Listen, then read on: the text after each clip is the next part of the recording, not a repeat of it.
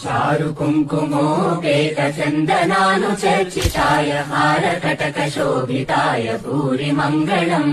विमलरूपाय विविध वेदान्त वेद्याय सुजनचित्तकामिताय सुमधमङ्गलम्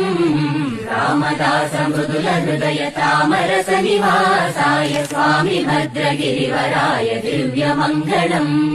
चारु कुङ्कुमोपेत चन्दनानुचर्चिताय हारकटकशोभिताय भूरि मङ्गलम् विमलरूपाय विविध वेदान्त वेद्याय सुजनचित्तकामिताय सुमधमङ्गलम् रामदास मृदुल हृदय तामरस निवासाय स्वामी भद्रगिरिवराय दिव्यमङ्गलम् चारु कुङ्कुमोपेत चन्दनानुचर्चिताय हारकटकशोभिताय भूरि मङ्गलम् विमलरूपाय विविध वेदान्त वेद्याय सुजनचित्तकामिताय सुमधमङ्गलम्